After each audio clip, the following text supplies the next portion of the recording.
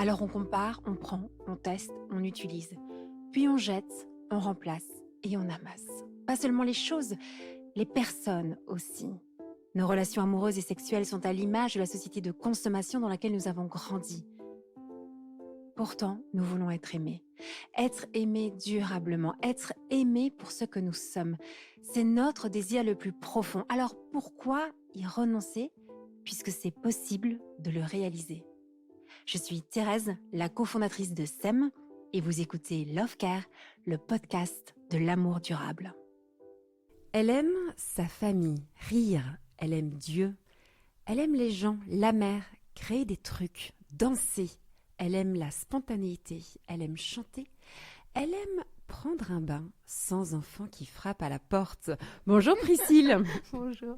Oh mais ce bain sans enfant qui frappe à la porte, on peut en parler, non? Pour l'instant, c'est un stade de fantasme. J'ai jamais eu. Avant, les enfants, il y en avait, mais maintenant, il n'y en a plus. Il y a toujours un enfant qui vient frapper au bout d'un moment. Et des enfants, tu en as pas mal.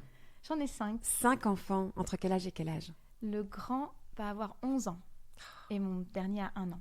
Quelle bande! Ça va être incroyable à la maison, là, Ouais. avec ces 5 enfants.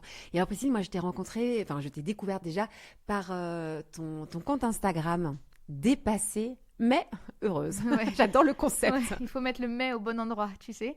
Parce que si je suis heureuse mais dépassée, c'est terrible. Mais si je suis dépassée mais heureuse, ça va.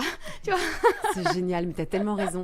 Et c'est vrai que sur ce compte, tu partages des petits conseils que tu as entendus à droite, à gauche, ou que toi-même tu as compris par ton expérience, au travers de vidéos très courtes, très pertinentes, que tu es dans ta salle de bain parfois. Non, j'ai l'impression, mais je me dis, mais où est-ce qu'elle est? Je suis assise sur les toilettes, ouais.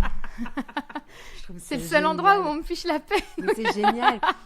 Et de manière Et hyper encore. spontanée, parce que tu es toujours un peu à droite, à gauche, en train de faire ta petite vidéo.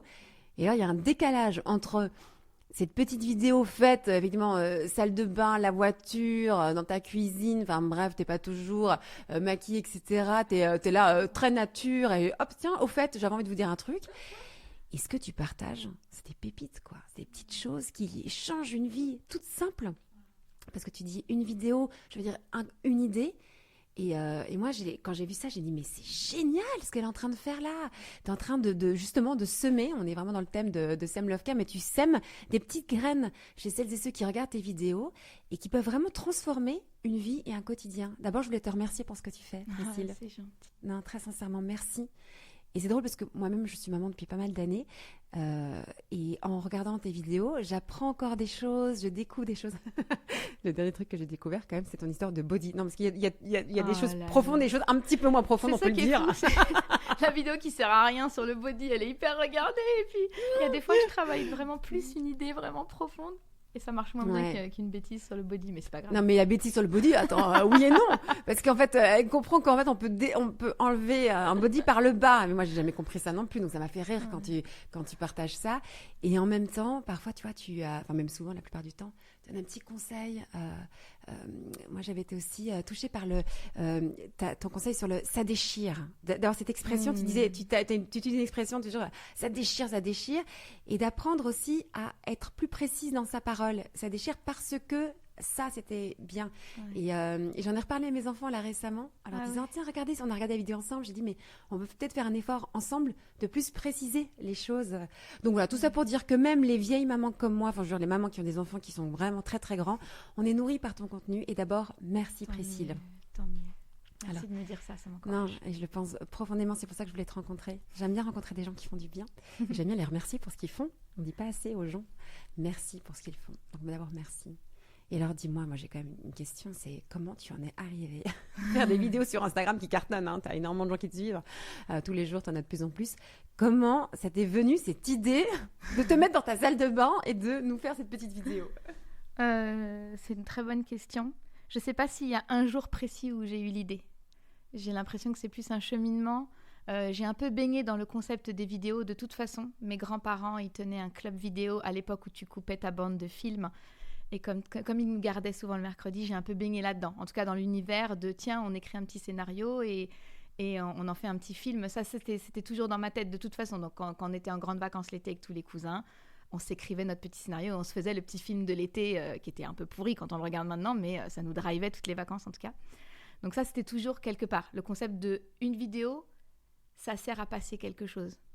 Et d'ailleurs, j'avais souvent des clashs avec mon grand-père parce qu'il écrivait des choses très profondes et je disais, mais c'est pas drôle. Et mon grand-père, il disait, mais pourquoi il faut toujours rigoler avec toi ? Pourquoi il y a besoin de rigoler tout le temps ?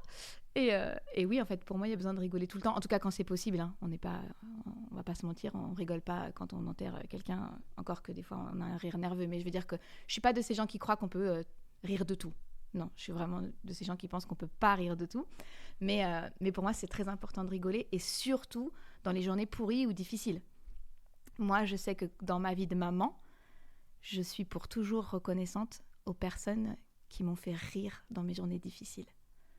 Et j'ai même le souvenir, j'ai le souvenir d'une amie qui, le jour de l'enterrement de son père, c'était une journée très difficile, je lui ai envoyé un texto et je lui ai dit tu manques sûrement à ton mari, parce qu'elle est allée à l'étranger enterrer son père. J'ai dit tu manques sûrement à ton mari, mais très bientôt tu retrouveras celui qui est formidable à tout point de vue, comme tu m'as dit la dernière fois.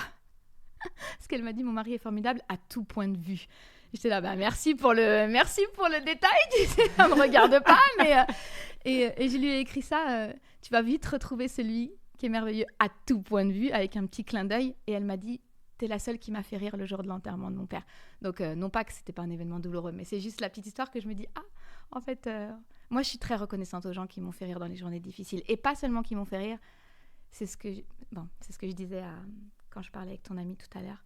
C'est que moi, dans les moments difficiles avec les enfants, je ne vais pas en parler au passé parce que j'en aurai un ce soir et j'en aurai un demain, mais dans mes moments difficiles ou quand avec Gabriel c'était compliqué, c'est mon mari, quand je voulais chercher des solutions qui allaient nous aider vraiment, quand j'ai commencé un peu à chercher, moi très simple, je te le fais très simple, moi j'ai eu 2 enfants coup sur coup, c'était notre désir, mais j'avais aucune idée de ce que ça impliquait. C'est, dans ma tête, tout marche. Ouais, ça va être génial. Ils vont faire la vaisselle pour nous. Tout va être parfait. Et on aura tout le temps envie de faire l'amour, même avec 2 enfants en bas âge. Donc ça, c'est faux. En tout cas, chez nous, c'était faux. Et moi, j'ai googlé un jour. Comment on fait quand on aime son mari, mais qu'on n'a plus envie de faire l'amour ? J'ai googlé ça. Et je suis tombée sur des trucs dramatiques. Je me souviens, c'était dans notre ancien appart. J'étais dans le lit. Et je suis tombée sur des trucs. J'ai dit, mais c'est pas possible. Si on me propose ce genre de solution... mon mariage tiendra pas. Je vois pas comment il tiendra. En tout cas, c'est pas des solutions qui m'attirent et c'est pas des solutions qui me semblent viables.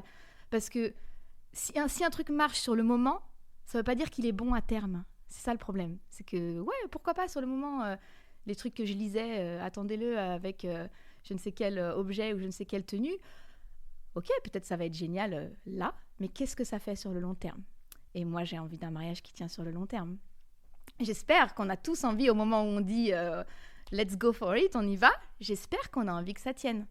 Et des fois, ça tient pas. Je suis pas aveugle aux difficultés de la vie. Mais qu'est-ce que moi, je peux faire pour que ça tienne ? Tu parlais de semer tout à l'heure. Et cette semaine même, je faisais la dictée de mots à ma fille qui est en CE1 et il y avait le mot semer. Et elle m'a dit, c'est quoi semer ? Et j'ai dit, c'est quand on met un arbre dans le jardin. Papa, l'autre jour, il a mis des arbres. Elle me fait, non, ça c'est planter.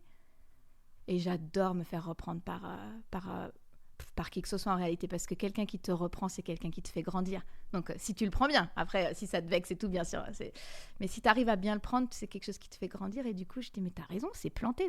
Mais pour que ce soit planté, les arbres qu'on est allé acheter pour les planter, il fallait bien qu'à un moment, il y ait quelqu'un qui sème quelque chose. Et en discutant avec ma fille, elle me disait, ah oui, parce qu'en fait, si on sème pas, il n'y a rien qui pousse.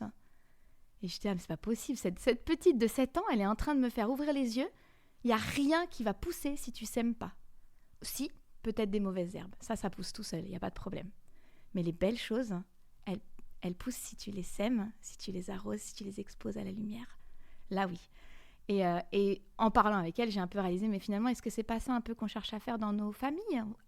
Je dis pas que tout va être parfait, mais est-ce qu'on sème les bonnes choses ? Est-ce que je sème les bonnes graines ? Parce que si je sème pas les bonnes graines, t'inquiète pas que les mauvaises herbes, elles vont arriver toutes seules. Il n'y a pas besoin de les chercher. Le monde est suffisamment... comment il est le monde ? Parce qu'il est beau en même temps, mais il est suffisamment aussi abîmé pour que les mauvaises choses viennent toutes seules, sans qu'on les cherche. Et tu entends bien que dans le mot semer, on le dit là, à l'oreille, on entend aussi s'aimer. Si on ne même pas s'aime fait pas, gaffe. rien ne pousse. Tu as dit, Ah ouais. si on ne s'aime pas, rien ne pousse. Ah, Tu j'ai ferais même une pas fait dictée avec un de mes attention. enfants qui n'est pas toujours très très doué en dictée. Il écrit, si on ne s'aime pas, du verbe aimer, rien ne pousse. Waouh. Donc on peut entendre deux Ok. choses. Et c'est pour ça qu'on a aussi choisi ce mot, s'aime, Ah, pour, waouh. pour notre entreprise. Parce que justement, ça évoque ces deux dimensions et qui sont nécessaires à la vie. Si on ne s'aime pas, rien ne pousse. C'est un peu ça. Et Priscille, je me posais une question quand même, d'abord en regardant tes vidéos, ce que tu produis sur Instagram, mais aussi en te rencontrant. J'ai une question toute simple qui me vient en moi, c'est, elle vient d'où ta joie? Hmm. Tu es une fille très joyeuse et je trouve ça beau chez toi. J'estime que dans ma vie, moi, c'est difficile de cultiver toujours la joie. Je peux être un peu trop intense ou profonde, ou voir les choses un peu plus, je sais pas, avec plus de dureté. Je sais pas comment expliquer. Mais du coup, ta joie, elle me parle, je la trouve belle, mais elle vient d'où, Priscille? Est-ce que j'ai la réponse à cette question? Déjà, j'ai pas l'impression que la joie m'empêche d'être triste. C'est-à-dire que je pense que je suis joyeuse de base, c'est la base, mais ça n'empêche pas des gros moments de tristesse, des gros moments de doute, des gros moments de faiblesse, des moments de colère, et peut-être même des moments qui s'apparenteraient à du désespoir quand je vois pas a priori d'issue, et ce qui était le cas quand j'ai googlé. Mais si je veux être vraiment honnête, je pense que ma joie, elle vient du fait que j'ai la foi et ma joie ne vient pas de moi. Je ne pense pas qu'on puisse se créer de la joie. Ça veut dire quoi quand tu dis tu as la foi et qui fait que du coup cette joie vient? Ça veut dire quoi dire ça? Je pose la question très naïvement, mais parce que j'ai besoin de... Ça m'intéresse. J'ai cherché Dieu avec honnêteté. Pas le Dieu qu'on m'a présenté à l'église, pas le Dieu qu'on m'a présenté à l'école, que ce soit à l'école publique quand on voit toutes les religions ou à l'école catholique. Moi, je suis allée au collège, non pas parce que mes parents étaient catholiques, mais parce que c'était un meilleur niveau que le collège de la ville. Et je voulais pas d'un Dieu qu'on m'avait présenté avec un filtre humain. Genre, si t'es malade, c'est Dieu qui veut t'apprendre quelque chose. Ah bon? Ça me paraît étonnant. Enfin... Est-ce qu'un papa donnerait une maladie à son enfant pour lui apprendre quelque chose? Ça m'étonne, tu vois. Ou, Dieu, il choisit, il y a des pays où il y a la guerre, je veux dire qu'on faisait porter à Dieu des choses qui me convenaient pas. J'imaginais pas un papa. Moi, j'ai eu un papa aimant, pas suffisamment présent à mon goût, mais... C'est le lot de beaucoup de pères qui travaillent beaucoup, c'est-à-dire qu'ils aiment leur famille aussi en étant au travail et en pourvoyant. Mais j'ai eu un papa aimant, donc dans ma tête, un papa qui aime ne peut pas se réjouir d'une guerre, ne peut pas se réjouir d'une maladie, ne peut pas... Donc j'ai voulu chercher en toute honnêteté, Dieu, si tu existes, moi je veux bien, hein. Je veux bien. Il y a forcément un créateur, moi je crois pas... il y a trop de facteurs pour la terre et la vie humaine pour que ce soit un hasard. En tout cas, dans ma pensée, je l'impose à personne. J'ai pas les réponses aux guerres, j'ai pas les réponses aux maladies. J'ai des éléments de réponse quand je discute avec des gens qui s'y connaissent un peu plus que moi, comme le fait par exemple que l'être humain est libre. Puisqu'il est libre aussi de faire n'importe quoi. Mais si on n'était pas libre, alors on est des robots. Et il n'a pas créé des robots, il a créé des gens libres. Et malheureusement, dans notre liberté, on peut faire n'importe quoi. Et il y a des conséquences au n'importe quoi. Et donc ça, cette foi, quand tu dis tu lis la vie de Jésus, ça t'aide dans ta vie de femme aujourd'hui, ici et maintenant, ta réalité aussi de mère de famille, ça t'aide à avoir de la joie au fond de toi? C'est un peu ça le lien que tu fais? En tout cas, je trouve que c'est joyeux d'avoir du sens à sa vie, de se dire, en fait, moi je suis pas le fruit du hasard. Moi je comprends qu'on soit malheureux si on pense qu'on est le fruit du hasard. Mais si on est le résultat d'une volonté d'un créateur aimant et bon, qui a des bonnes choses pour nous, à partir du moment où on fait les bons choix, hein. Encore une fois, on est libre de choisir n'importe quoi ou de choisir des bonnes choses. Alors, mais je manque de rien. Il sera là pour moi et dans les moments difficiles, il sera là pour moi. Et dans les moments joyeux, il sera là pour moi. Enfin... Mais tu dis qu'on est libre. Moi, je pense aussi profondément à la liberté de l'être humain, mais cette liberté, elle se construit au travers aussi de nos rencontres, de nos expériences de vie, de notre passé. Et pour faire le lien avec ce que tu communiques, toi, au quotidien, grâce aux réseaux sociaux, c'est que parfois, on va faire des mauvais choix, on va faire quelque chose qui va faire du mal et engendrer de la peine à l'autre parce qu'on a manqué de formation, on a manqué d'outils. Complètement. Tu vois, et donc moi j'ai beaucoup aussi d'empathie pour les personnes qui font du mal, même aussi les parents qui, moi la première, je blesse au quotidien mes enfants. Je pense que c'était la plus grande souffrance, plus grande différence dans ma vie de mère, c'est le jour où j'ai découvert que je pouvais blesser mes enfants alors que je les aime infiniment. Et je les blesse pas intentionnellement, mais parce que moi je suis très très très imparfaite et que du coup voilà, et encore aujourd'hui j'en parle régulièrement avec mes enfants, on se demande pardon parce que moi je leur demande pardon aussi parce qu'évidemment j'ai des comportements qui ne les aident pas à pousser de façon belle. Je peux avoir des paroles blessantes, je peux avoir des attitudes blessantes, etc. Tout ça pour dire que on peut faire des choses qui font du mal, mais aussi soit par ignorance, parce qu'on n'a pas les outils, soit parce que nous-mêmes aussi, on a été blessés. Et c'est en cela que je trouve que ce que tu apportes dans le quotidien, avec ton humour, ta légèreté, ta joie de vivre, mine de rien, tu donnes quand même des petites clés pour s'aimer mieux, pour aimer plus. C'est pour ça que je te dis, j'avais envie de te rencontrer dans ce cadre de podcast, parce que je pense que tu aides, tu vois, à mieux s'aimer. Tu vois ce que je veux dire ? Et ce que j'essaye, c'est de partager... Tu vois, je me positionne pas du tout. Tu as commencé en disant tu nous donnes des conseils. Ça résonne pas du tout dans mes oreilles, vrai, ça, parce que je me positionne pas du tout comme quelqu'un qui donne des conseils. C'est vrai. Et ou t'es pas du tout quelqu'un qui donne des leçons. Non, non, du tout. T'es pas comme ça. T'as raison. Mais c'est aussi parce que je suis pas suffisamment assurée aussi, peut-être. Tu vois, je me positionne pas comme tiens, je connais quelque chose, fais ça, ça va marcher. Non, c'est plus, tiens, j'ai entendu ça, j'ai essayé. C'était pas mal, peut-être que vous aurez envie d'essayer, tu vois. Oui, tout comme... c'est vrai. Ouais. Non, mais je rebondis parce qu'effectivement, je disais le mot de conseil. Conseil parce qu'en fait, tu vas, dans la façon dont tu amènes les choses, il n'y a pas du tout, jamais t'es donneuse de leçons ou avec un... Juste avec mon mari, quoi. J'espère bien quand même, dis-moi, t'es une affreuse épouse. Ça va tous nous rassurer. Mais par contre, dans ce que tu vas nous apporter, je dis conseil parce qu'effectivement, ça reste un peu dans la tête. Ah tiens, c'est vrai, je pourrais faire autrement. Et en cela, c'est comme un petit conseiller, comme ça, un petit quelque chose que tu as au coin de la tête et tu peux y penser dans les moments où tu es face à cette situation. Mais tu as raison, tu n'es pas là-dedans. Et je pense que c'est pour ça que tu touches autant. C'est pour ça que tu rejoins le cœur de tellement de parents parce que tu viens de dire tiens, j'ai entendu parler de quelque chose, quelqu'un m'a dit. Souvent tu commences comme ça.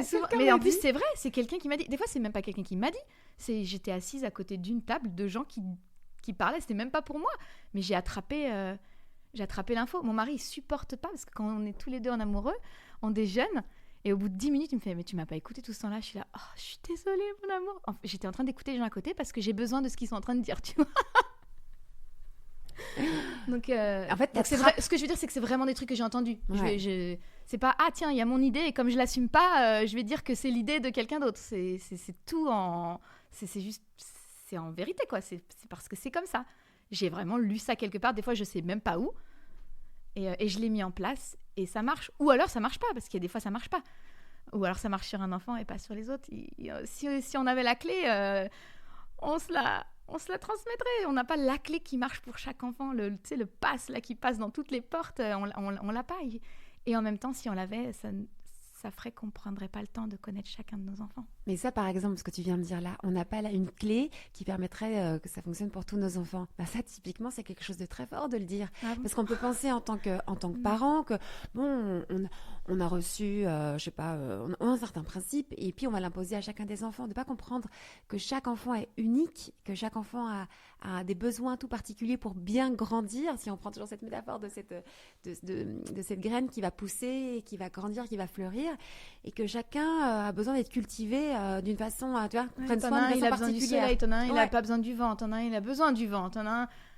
Mais au secours. Mais au secours. Et en fait, c'est exactement ça. C'est drôle parce que toi, tu as une famille nombreuse, là, t'es 5 enfants, et donc tu as dû l'expérimenter dans ta vie de femme, que 5 enfants et 5 personnes très différentes. Non ? Et en fait, c'est presque plus. Parce que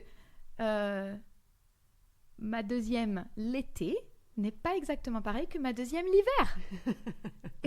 Tout comme toi et moi, on n'est pas exactement pareil la semaine où on a nos règles et la semaine où on n'a pas nos règles. C'est-à-dire que tu peux pas dire, ça y est, j'ai la clé qui va marcher à chaque fois. Bah, peut-être qu'il y en a qui peuvent, mais moi, j'ai même pas la clé pour moi-même. C'est-à-dire que même moi-même, mon cœur à moi que je connais depuis 39 ans, je n'ai pas la clé. Il y a des réactions que j'ai qui me dépassent et que je ne comprends pas. Et je voudrais avoir la prétention d'avoir la clé pour quelqu'un d'autre dont j'habite même pas son corps, son âme, ses pensées. C'est pas possible. À part prendre le temps et être à l'écoute, je vois pas comment on peut commencer à avoir un début de clé. Ouais, et c'est ça en fait, cette accessibilité qu'offre aussi Instagram. C'est bien parce que j'aime bien aussi qu'on pas toujours diaboliser ces réseaux sociaux. Au contraire, on voit bien qu'ils peuvent être des outils formidables pour nous apporter de la joie, pour nous apporter du divertissement. On en a besoin aussi dans notre vie. J'aime bien que tu insistes là-dessus. Ouais. Parce que moi, je suis trop sérieuse. Ça me fait quelque chose. Ah non, Et toi, puis... t'es agréable à écouter. Ouais, moi, je je suis un trouve peu sérieuse. Pas très drôle. Moi, j'ai une petite sœur qui est très, très, très drôle et qui fait des dessins sur Instagram. Et je me dis, la force du dessin et de l'humour est tellement puissante par rapport à... moi, je suis formation philosophique, donc je suis une femme d'idées, un peu voilà. Bref, tout ça pour dire que j'adore ce que tu apportes là, parce que tu dis de la joie, de la légèreté, c'est important dans nos vies aussi. Et aussi, voilà, oui, parce que si c'est que du divertissement, ça va pas changer nos vies. Donc toi, tu arrives à mêler les deux, donc bravo. Et c'est vrai que, mais c'est pas, attends, bravo, c'est vraiment merci, parce que tu rejoins deux besoins, à la fois d'avoir de la joie, de la légèreté, et en même temps le besoin d'être nourri quand même, de pouvoir avoir, comme tu dis, d'être encouragé dans sa vie quotidienne. Et je me demande parfois, quand je regarde tes vidéos, t'es pas obligé de me répondre sans toi, Bermoli, mais il en pense quoi, ton mari? Je fais rien sans lui. Tu fais rien sans lui? Je fais rien sans lui. Ça veut dire quoi, ça? En 2023, on ne fait rien sans mon mari, ça m'intéresse. Pourquoi tu dis ça? Ah oui, alors, c'est sûr que tout peut être mal pris, donc bien justement. sûr que je vais aux toilettes sans mon mari, hein, d'accord? Donc, on est rassurés, Priscille. Non, ça, il c'est faut bon. que je fasse attention à ce que je dis. C'est pas que je fais rien sans lui, mais je prends... Tes vêtements, tu fais sans lui ou bien c'est lui qui décide comment tu t'habilles? Mais non, c'est moi qui choisis mes vêtements. Parce que tu dis je fais rien sans lui, je te provoque. Oui, bah voilà, faut que je fasse attention à ce que je dis. Qu'est-ce que tu veux dire quand tu dis je fais rien sans lui? Ça veut dire quoi pour toi? On a décidé qu'on construisait ensemble. Donc, c'est énorme, le projet Instagram. C'est pas un petit truc que je vais faire dans mon coin et qui le concerne pas. Je passe mon temps à parler de lui, je passe mon temps à parler de nous. Alors, je t'interromps juste parce que tu parles de lui, tu parles de vous, mais toujours avec une immense pudeur. Tu vois, je trouve que tu n'es pas dans l'exposition impudique de ta vie de couple. Et ça, c'est assez fort de ta part. Ah non, mais quand il me saoule, je le dis aussi. Hein. Oui, mais tu le dis, mais quand je dis pudeur, ça veut dire que d'abord, on ne le voit pas tout le temps et on ne le voit pas du tout même, non? C'est arrivé rarement. Ouais. C'est ça. Et, mais tu vois, tu n'es pas dans une côté j'expose mon couple. Pour moi, c'est pas ça. Ouais. Tu vas en parler. Mais avec un, tu vois, quand je dis avec une certaine pudeur, c'est-à-dire avec une certaine retenue. En tout cas, un respect. Je voudrais jamais lui manquer de respect. Non. Et d'ailleurs, une fois, quelqu'un m'a dit tu manques jamais de respect à ton mari en public.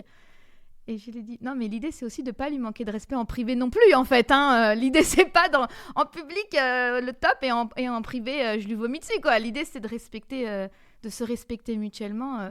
Privé, public, ça devrait même pas changer quelque chose.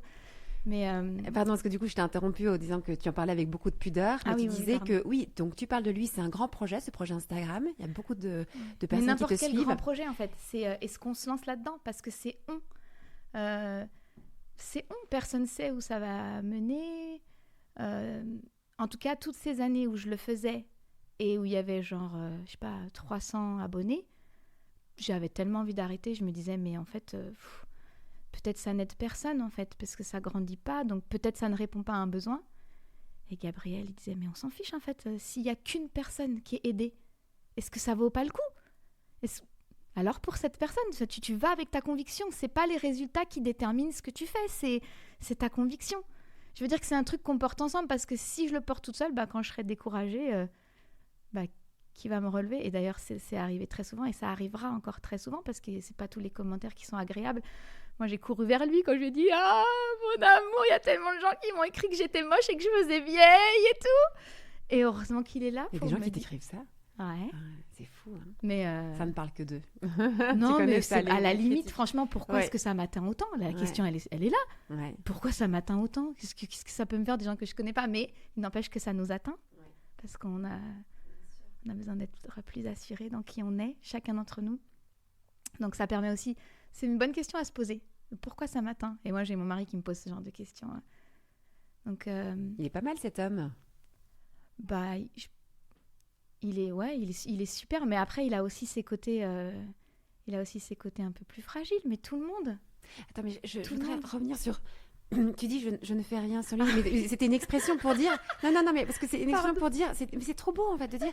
On a décidé, en se mariant, de vivre ensemble, et donc, dès lors qu'on a décidé de vivre ensemble, on soumet un peu à l'autre ses questions, ses prises de décision. On va en discuter ensemble. C'est ça que tu es en train de dire, c'est que t'es pas toute seule en train de dire, bah, si moi j'ai envie de le faire, je le fais. C'est ensemble. Bah, c'est pas ce genre de relation qu'on a envie d'avoir, en tout cas. Et tu parles de soumettre. Tu viens de dire soumettre, c'est un mot aujourd'hui qui fait hérisser les poils de tout le monde. Mais c'est aussi l'idée de dire, si mon mari m'aime, où est le problème de soumettre mon idée et d'avoir confiance dans son ressenti ? C'est pas qu'il va me contrôler, hein. Gabriel, il me contrôle pas. Mais est-ce que j'ai confiance dans son ressenti ? Est-ce que j'ai confiance qu'il va voir des choses que moi je vois pas ? Est-ce que j'ai confiance qu'on est complémentaires ? On va décider quelque chose, on achète telle maison. Est-ce que j'ai confiance dans son regard à lui ? Est-ce que lui, il a confiance dans mon regard à moi ? Parce que moi, je vois des choses que Gabriel voit pas. Et si on s'appuie que sur un des deux, en fait, je sais pas ce que ça donne. Je veux pas essayer. Je veux avoir confiance que si on est complémentaires, c'est que les deux regards sont importants. Et quand je dis je fais rien sans lui, c'est extrême. J'aurais pas dû dire ça parce qu'il y a plein de choses que je fais sans lui, mais c'est peut-être sans lui, on va dire physiquement. Genre, je vais moi-même acheter mes vêtements, mettre mes boucles d'oreilles, j'en sais rien. C'est des exemples un peu bateaux, mais dans mon cœur, il est tout le temps là. Je vais pas m'habiller d'une manière qui ne l'honorerait pas. De toute façon, ce serait ne pas m'honorer moi-même déjà. Donc, je sais pas si là c'est plus clair, mais c'est pareil de son côté. Je t'écoute attentivement parce que c'est très fort, c'est très puissant de dire ça. Je trouve puissant dans le sens où, d'abord à contre-courant, et puis ça nous éclaire sur comment est-ce qu'on pourrait aussi, moi j'avais dans la tête comme ça, peut-être que c'est aussi un des secrets d'un amour qui peut durer, c'est de prendre des décisions en commun, et tu dis de faire vraiment, je décide de te faire confiance dans ton ressenti. Ça me parle beaucoup, ça, cet acte de confiance. C'est peut-être là qu'on sent vraiment qu'on s'aime l'un et l'autre. Au lieu d'être dans une pensée très individualiste, parce que je dis ça à contre-courant, parce que ce qu'on peut observer, puis moi depuis mon poste d'observation tout particulièrement, c'est qu'aujourd'hui on envisage la relation et la relation conjugale, la relation de couple, comme deux individualités qui doivent être pleinement libres, mais libres on l'entend dans le sens chacun fait ce qu'il veut, comme il veut, on n'est pas dans cette idée de je vais te soumettre ces décisions. Combien de couples vont décider, l'un des deux va décider de, je sais pas, prendre tel ou tel travail sans vraiment en parler avec l'autre. Moi, ça arrive souvent, ça, au lieu d'être dans un échange, de voir ensemble si c'est la bonne décision. Mais tu peux, c'est juste qu'à mon avis, tu perds. Ouais, tu perds quoi quand tu dis ça ? Tu perds de la complicité, déjà. Parlons-en ensemble, voyons les pour, les contre, est-ce que moi je te vois bien là-dedans ? Mais tout ça, ça ne marche que si on est convaincu que l'autre, il est pour moi, il n'est pas contre moi. Mon mari, il n'est pas contre moi. Et moi, je ne suis pas contre lui. Donc si je lui dis « Ah, tu sais ça, je ne le sens pas », c'est pas pour l'embêter. Donc ça ne marche que si la base, c'est la confiance. Si la base, c'est chacun fait sa vie et de toute façon, dès que je vais faire n'importe quoi, tu vas partir, ça ne marche pas, en fait. Sous ce concept de on fait tout ensemble. Mais si on se met ensemble, on va construire ensemble et on se fait confiance, et je crois que t'es de mon côté, t'es pas contre moi, on est la même équipe. Gabriel dit souvent, en fait, s'il y en a un de nous deux qui perd, on a perdu les deux. Et ça me parle beaucoup. Parce que moi, des fois, j'aime bien juste avoir le dernier mot de la conversation, tu vois, genre j'ai gagné la conversation. Mais ok, donc si Gabriel a perdu, au final, on est deux perdants, tu vois, parce qu'on est une seule équipe. Bon, après... c'est une petite phrase comme ça qui balance, mais elle me parle en tout cas, cette phrase. Et j'ai l'impression que c'est un leurre, cette espèce de liberté. Je fais ce que je veux, mais fais-le, il n'y a pas de problème, personne va... Mais à mon avis, tu vas passer à côté d'une merveilleuse relation. Et c'est les merveilleuses relations qui nous construisent. C'est pas faire ce qu'on veut. Par contre, je suis pas naïve sur le fait qu'il y a des relations qui sont vraiment toxiques. Tu vois ? Quand moi je dis ton mari n'est pas ton ennemi, c'est dans le cas où la relation est basée sur la confiance et le respect mutuel et tout. Je sais très bien, pour avoir malheureusement suffisamment vu de personnes, qu'il y a des fois où oui, le conjoint ou la conjointe est toxique. Donc c'est une parenthèse, c'est juste que c'est sur quoi on a commencé notre relation. Ou alors, sur quoi on va la recommencer. Si la base n'a été pas géniale, il n'y a pas de problème. Combien de fois, quand on construit un immeuble ou un parking, on va recasser, on va refaire bien. Et c'est OK si on refait bien. Merci de nous dire tout ça. Merci beaucoup. On veut encore en parler des heures avec toi. Il y a plein de choses que tu peux nous partager. Mais je vois le temps qui passe. Et peut-être pour conclure, j'aime bien poser cette question aux gens que je rencontre. S'il y avait une chose que tu aurais voulu entendre quand tu as commencé ta vie, peut-être quand tu as commencé ton mariage et ta vie de mère, ça aurait été laquelle? Un message que tu voudrais faire passer à celles et ceux qui nous écoutent aujourd'hui, que tu as compris quelques années plus tard, une chose que tu voudrais vraiment transmettre, ce serait quoi? C'est une bonne question. Il n'y a rien d'irrattrapable. Le premier truc qui me vient, c'est il n'y a rien d'irrattrapable. Aussi bien dans ta vie de couple, dans ta vie de maman, dans ta vie tout court.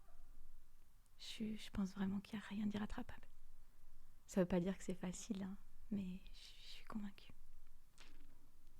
D'où te vient cette conviction qu'il n'y a rien d'irrattrapable? Tu pousses toujours plus loin. Un tout petit peu, parce que c'est quand même fou de dire ça. Dis-nous, Priscille, ça vient d'où cette idée qu'il n'y a rien d'irrattrapable?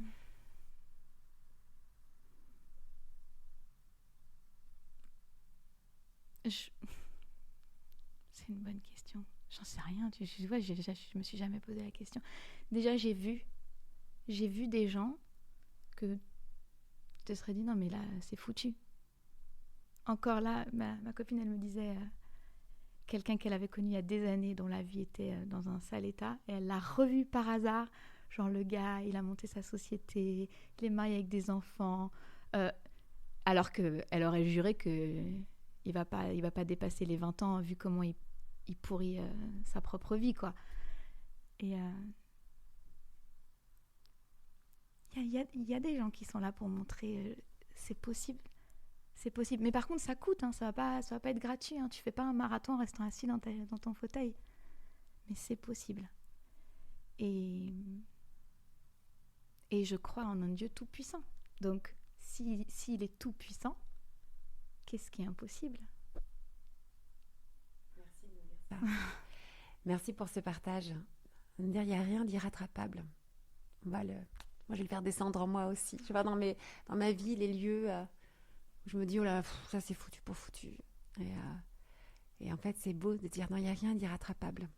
Que ce soit avec son conjoint, avec ses amis, mais aussi avec ses enfants. Parce qu'on peut avoir fait des grosses erreurs quand nos enfants étaient peut-être plus jeunes et puis se dire, bon, aujourd'hui on peut... Mais on a fait, tout le monde. Ouais, j'essaie un peu de minimiser montre-moi celle qui n'a pas fait d'erreur. Mais c'est pas irrattrapable, de se poser avec la personne et puis de pouvoir aussi réparer. Mais en fait, pour ça, il faut aussi être vrai. Parce que si t'ignores le truc ou si tu cours dans ta vie... Moi, je vois des copines, elles ont des carrières formidables. Je les envie presque, tu vois. Parce que, bon, moi, j'ai un peu... Voilà, je suis infirmière. Il n'y a pas une évolution de malade, tu vois.